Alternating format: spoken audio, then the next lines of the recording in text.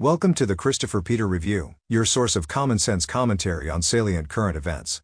The hardest thing to do in the marketplace is disrupt an industry and change the long-time pecking order. Some market leaders are heavily entrenched in the leadership position because of the structure of competition, lack of quality alternatives, or simply strong connection with consumers and their preference. Still, it is possible to change the dynamics of an industry with a better offering, a more convenient delivery, or more affordable yet still similar quality. Many mature markets that reflect the rule of three may be completely disrupted by new players, or one of the existing competitors finding a new way to the top. As one might imagine, the path will definitely not be easy. In this podcast episode, I'm going to discuss this topic by showing how one could find points of competition with a market leader who is entrenched in their respective market. Personally, I am a fan of this brand. But like any market leader, there is room for competition. Not much, but some. The focus for discussion will be the worldwide leader in sports, being the Disney-owned and operated sports media giant ESPN, which is the clear-cut leader in the market for sports news, sports journalism, and coverage of the major sports leagues in America. So what is the good, the bad, and everything in between regarding the worldwide leader in sports? Let us begin this special episode with Jennifer providing the perspective of this conversation. For quite some time in American history, Sears was the leading retailer in the land, with its highly popular catalog, and its retail stores that did something few retailers did during its heyday. It provided an experience for not just the mother, who typically did the household shopping in this period, but for the whole family. A vast tool section for the father to peruse while mother and children are trying on clothes. But, the once giant leading retailer in America was not too perceptive to competitive forces. Not that it did not see them popping up, but did not respond to them faster. As a result, they lost their market position during the discount mass retail phase, and sent into extinction with the transition to online shopping. Market leaders can fall if they are not able to adapt to market changes, or not on the cutting edge of industry innovation. New entrants find their footing when they offer an innovative product or delivery that better meets the needs or cost expectations of the consumer. How the market leader responds, or if it can respond, makes all the difference. The subject of our episode today is the Walt Disney Corporation, an entertainment and media giant, owning and operating many leading or co-leading brands. The portfolio includes not only ESPN, but also the ABC family of networks, Disney+, Hulu, and a host of other networks, as well as the highly popular theme parks. For sports content, the top network in the market is ESPN, the clear market leader for sports commentary, sports news on both the networks and website, and breadth of broadcasts, being home to Monday Night Football, Sunday Night and Wednesday Night Baseball, hockey, basketball, tennis, golf, and other events. Aside from its broadcasts of games and other sporting events, it creates and distributes sports commentary shows to fill the time when sports are not taking place, or when they do not own the broadcast rights. The sports network is enjoying recent ratings boosts for the past couple quarters, experiencing record ratings for many of its top daytime shows, including Get Up, First Take, and The Pat McAfee Show, which is their licensed simulcast. Times are good for the portfolio of networks from a ratings performance standpoint. But ESPN operates in a changing media market as streamers shifted how people enjoy content. And there are questions of how well it can make the transition given television networks still rely heavily on broadcasting of live events, primarily sports content. From a corporate perspective, Disney has experienced an up-and-down performance overall, leading it to return formerly retired Bob Iger to his former role in leading the conglomerate. As a major brand and former cash cow, how it handles the sports properties is a key focus. There are some dissatisfied with its overall performance against expectations for streaming and sports. Its ESPN Plus streaming service seems headed for some form of a refresh, potentially a complete rebrand or replacement with a standalone service. There are many competitors in the sports media space. The most similar competitor to ESPN is Fox Sports, which offers competing commentary content, coverage of sports events, and newsworthy articles on their website. But the ratings gap is pretty significant. The availability for both ESPN networks and the FS1 and others is relatively the same now. Disney did enjoy a lead for a while, but now it seems like the cable companies still in existence will give you both options in your package. But it also must compete indirectly with a host sports content producers who offer more insightful content, but from a lesser or more regional platform. Many former talent and other high-profile sports figures have found large followings with their own content or production companies. Although widely popular, ESPN faces the same kind of leader fatigue people tend to have with any market leader, where they obsess over the flaws rather than appreciating what they like. To this point, the flaws have not provided an opportunity, but some may hold out hope. So, from a high-level perspective, we are going to see what makes ESPN special, what are some of their weaknesses, and what are opportunities for their competitors. This is not because of any angst against the network, just an exercise, showing how one may look at any market leader and find a way to compete with and challenge its dominance. Many of us sports fans grew up watching SportsCenter, or listening to Mike and Mike in the morning. For 2 decades Mike and Mike ruled the morning commutes, and SportsCenter greeted you when you got home from work and just before you went to bed. There were some SportsCenter anchors who just made sports highlights sound more than just a retelling of an event, some whose special style of calling a highlight made the event that you witnessed firsthand stand out more than it really did. How many times did you watch a game and waited to see where it landed on the SportsCenter Top 10? Waited to see how personalities like the late Stuart Scott would call it. There are many avenues to find out what happened during a game. It is the people that make you determine what source you will consistently rely on. ESPN's magic formula is the ability to create personalities that deliver a unique experience to its audience. Whether it was SportsCenter, Baseball Tonight, NFL Live, or Outside the Lines, the personalities of the journalists connected with the audience in an authentic manner.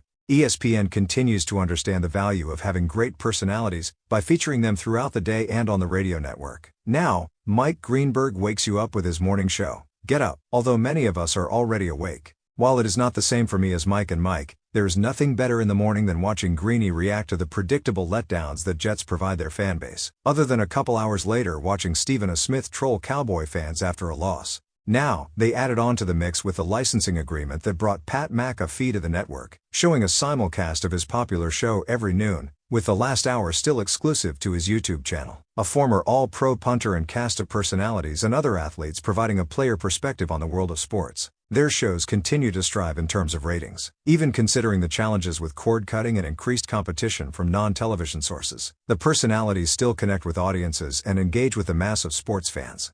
They have a good stable of sports personalities and contributors that can deliver results for the media giant. Stephen A. Smith, Mike Greenberg, Pat McAfee, Brian Windhorst, and others are this generation's Stuart Scott, Dan Patrick, and pre-crazy Keith Alberman. Dan Patrick still has a very good show now on NBC Sports. Personalities made the network, continue to make the network, and they are effectively padding their talent with contributors and former athletes that add to the product, with insight from their experience and knowledge of the game. The use of engaging personalities is not unique to ESPN. Other sports media companies use it, and it was a practice well before the network came to exist. But the way it builds the brands and personalities is unique, and the broadcast quality to maximize the effect and impact of their content keeps the viewers and readers coming. Fox Sports has its own competing lineup. Craig Carton competes directly with Greenberg, Skip Bayless with Stephen A., his former partner on First Take, Colin Cowherd with Pat McAfee. Carton is better on the radio than on television. Skip's unlikability is keeping viewers away. Fox Sports' only assets really are Cowherd, First Things First, and Speak, which are all growing. But the network will need to do a bit more in its marketing to get the public to know them and connect. ESPN does not have that problem. The market knows their stars, what they offer, and what their drawbacks are. There is no perfect anything in this world. There are always areas where an organization is somewhat susceptible to competition. The question is, whether that area is one that can be exploited by others. Remember Star Wars. The Death Star was a highly formidable creation of the Empire, able to destroy planets, resistant to attacks by rebel forces. Conveniently, the Jedis were able to exploit an opening that proved catastrophic for the Death Star. Market leaders that fall from their perch usually have a weakness that they underestimate, or one that competitors have a competing offering and delivery that they do not effectively respond to.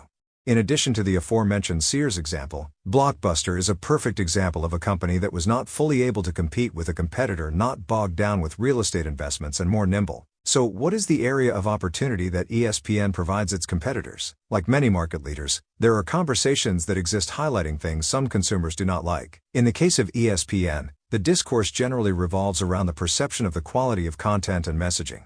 First, the messaging. There is a perception that the popular sports network is using its platform to advance one-sided political agendas, deviating from its core market focus. As is the case with our society, people are growing more sensitive against political messaging and content not intended for political or social commentary.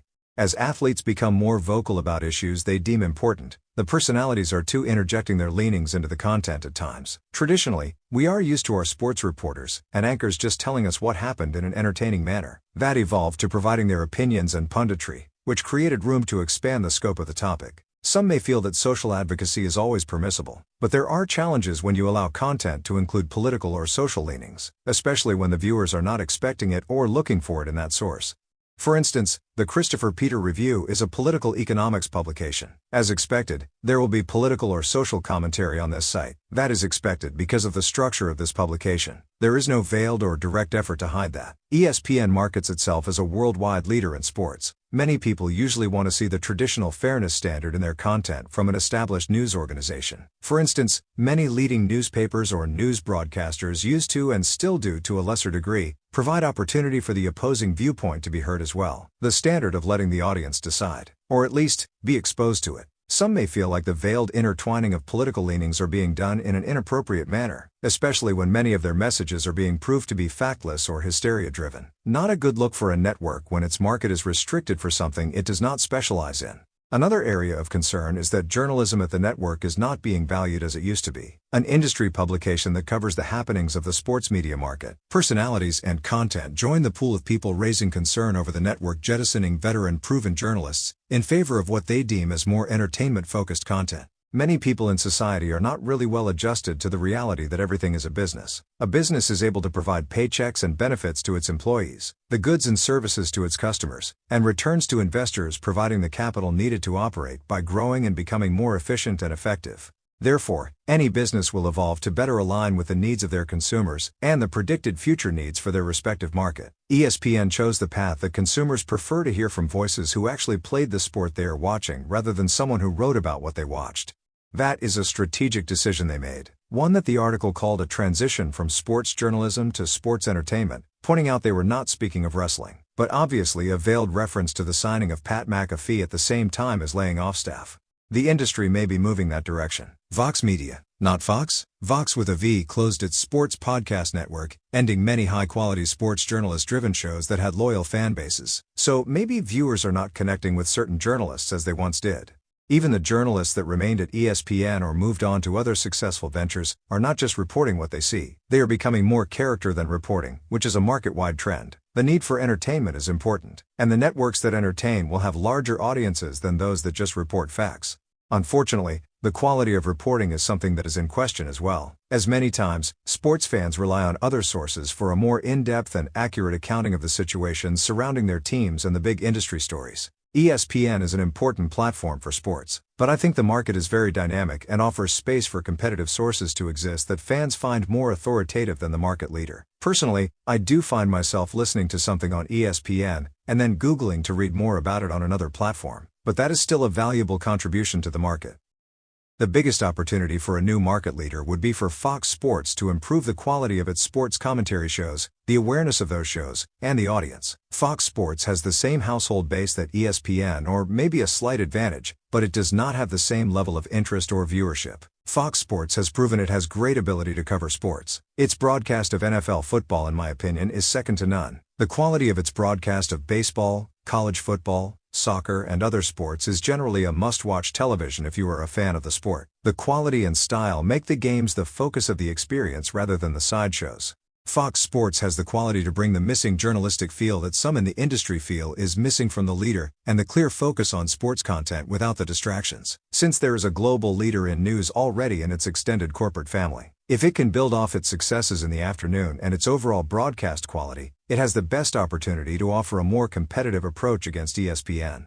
As I stated earlier, they have a good quality string of shows starting with their noon through the afternoon lineup. Their biggest area of weakness is their morning content. Their current lineup of The Craig Carton Show and Undisputed with Skip Bayless may need to be refreshed, moved to FS2, or simply outright replaced. I thought that bringing in a popular regional voice to host a national show was a stretch, and the ratings are consistently not up to par. Craig Carton's style of content is more suited for the radio than on television. It clearly is targeting the New York audience, which is the biggest market in America. Not sure that a regionally focused show would ever have the broad appeal to compete with a show like Get Up, and it is too petulant to really take it seriously as a source. Regional voices can be successful. There are some broadcasters, like Mike the Mad Dog Russo, who started off as a regional voice but has national appeal. Combining his past widely popular New York-based radio show with his depth of knowledge of sports beyond just his favorite teams, he is able to connect with national audiences to deliver an elevated discussion of sports. Fox Sports had a great idea of offering a competing debate show with an earlier start time, but Skip Bayless has lost some luster and appeal because his usual towing of the line of being edgy has turned out to become simply unlikable to most. He seemed to take a big hit following the perceived feud with Shannon Sharpe, who has thrived since the pair broke up. Although I am not a fan of many of Skip's takes, I did think he defines this style of show. He set the table for First Take when he battled an upcoming sports personality in Stephen A., and really made Undisputed a legitimate contender, but lost that delicate balance. And the rebrand is simply not going well. Maybe these shows are better suited for a different time slot, or move to its second network, FS2. I think for them to really make a legitimate run against ESPN, is to have a complete lineup of shows that really give the journalistic feel that is fleeing ESPN with its authentic style of making sports the center focus. One area of focus may be dipping into the highly popular podcast sports market or its own radio network to create content. I know it will feel like they are doing the Pat McAfee approach, but it can be done in a much different manner. Besides coverage of the games and notable moments, I do think that sports fans enjoy hearing great stories behind the feats. Interviews can help tell a story, but letting an all-time great simply talk about what made them a legend, the great moments of their career, and why their sport is special can be a great experience. Rather than the endless narrative-driven debates that shape the morning sports content, maybe a show that just allows the great performers a platform to talk freely about what went into their biggest achievements, great moments, and what shaped their careers. While interviews can help shape storytelling, I think many people do not really experience much in the rushed style of the modern-day interview, especially when the interview is tailored to the show's agenda. I think people are drawn to more than the greats' opinions of the modern-day athlete or their colleagues. I think they have great stories to tell, and why not afford the ability to tell them without constraints? There are gaps in the quality of sports content that can be filled with actual storytelling, rather than the simple format of perpetual debates or interviews, with a guided track toward what they want the person to say. Does every player have to goaded to say something negative about their opponents? Or can we hear about how they overcame their opponents, self-doubt, and adversity? A major challenge in the world of 24-hour news is running content that is relevant and entertaining for the audience, keeping them tuned in for an extended period of time. Identifying content that is desired, and presenting it in manners that are entertaining is important. So it is not surprising that a network like ESPN complements its sports content with a great deal of filler. More talk than sports when you consider all the hours available to broadcast meaningful content. So what would I do differently to provide a better experience for sports fans and viewers? How would better exploit weaknesses shown by ESPN? A leading sports network should focus on its core purpose. Sports? For a moment, let us assume that my network has the same level of broadcast rights. So that is 1 or 2 games a night, some form of a pre-game show and post-game show. All networks do that for live sports broadcasts, possibly a couple hours more set aside for replays. So out of a 24-hour day, 9 or 10 hours used on live and repeated action, leaving another 14? While it is common to just allow SportsCenter to repeat, and then commercials or repeat content to entertain the predictably smaller audiences while the East Coast sleeps, maybe do something different like broadcast a sporting event overseas, or cover the global world of sports for nations that are full into their day. I think the worldwide leader in sports should show a wide range of sports. Football is king in America, and it is my favorite sport. Basketball is highly visible, but much more is going on that these networks can discuss than obsessing about details occurring in these sports that no one really needs to know. The most watched sport on the planet is the game of soccer, with its brilliant history of all-time greats and memorable iconic moments. Consider that one of the most successful sports organizations in the world extended its European championship record, domestic title record, and won every title possible. Not much is made here in America. Instead of endless circular debates around the same subject, I would broaden discussion to include more sports, more teams, and have more in-depth qualitative content. Talk about the great performances across the globe to supplement the coverage. Many great domestic performances are missed because much of the commentary operates under the myopic perspective that only football and basketball matters. Even the great sport of baseball does not fully get the attention it deserves or used to receive by the worldwide leader. Now, the difference for ESPN is really its content beyond the sports broadcast. In many ways, Fox is a much better source for game day broadcasts, but ESPN's commentary, Sports Center and day lineup is what makes the difference. I would replace much of the sports entertainment content with shows focused around sports. Shows that would focus on not just the big events, but a wide focus on all the happenings of the league and the issues. How about a show focused on football, covering the NFL, college, and high school? Of course, you have to discuss the highlights, the big results, and the great performances. Rather than the circular debates, I would probably prefer providing a platform to the greats performing these feats. I think stories make sports what they are, not the back-and-forth circular arguments. I think each of the big American sports would have a similar show, and also the great game of soccer would get a similar setup as well. Not many people understand how great the game of soccer truly is. Not many people in America understand the complexity of the game, but it is growing here. And I think a show highlighting the domestic as well as the international feats would help connect the game with an important audience. I think debate shows are exciting, but you largely come out of them not more informed than you were before. Many of the pundits really are not really the best examples of critical thinking and creators of properly structured arguments, becoming a convoluted, loud, hysteria-driven events of red herrings and ad hominem rather than poignant points and counters. My goal would be to create a product that elevates our discussions, and I think that is what audiences are looking for, and they are not finding that on the popular networks. Rather, they are experiencing the great stories on podcast networks, hearing formidable arguments over why a team should do this or that. Why is one player better than another? Albeit podcasts are better formatted for long-form conversations than the 2-minute content and 2-minute commercial cycle we see on television. Obviously, there would need to be some strategic consideration for navigating both the traditional television market and the streaming side of the business that is the present and future. A network that provided reporting and biographical style content may serve the market's best interest. But I do think people like the circus of the typical sports debate, where there are no real valid arguments offered, just barbershop-style banter that is highly entertaining. Personalities may make a network, but, like any business, they must understand what is important. The people who tune in, and I am not sure that people at ESPN really concern themselves with the concerns of those on the other side of the camera.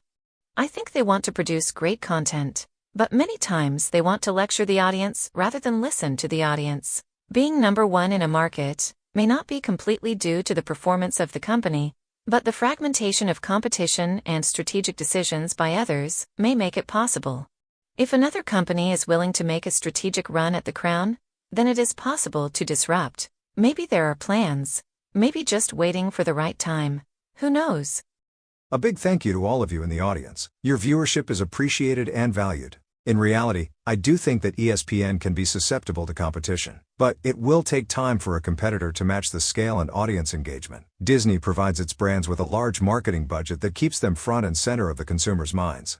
Others seem to be taking measured approaches and timely marketing on its own network. Some maybe should leverage connections to larger partners in the media space, especially when in the same conglomerate space as the overall cable broadcast leader that is bigger than all of these aforementioned networks combined. At the same time, ESPN produces entertainment. I am not sure they are the authority on information on any of the leagues, but they generally have entertaining discussions even if you come away with nothing more than you came in with. Please further the Christopher Peter Review on social media and continue to visit www.crcreview.com for new episodes. Thank you once again. Until next time.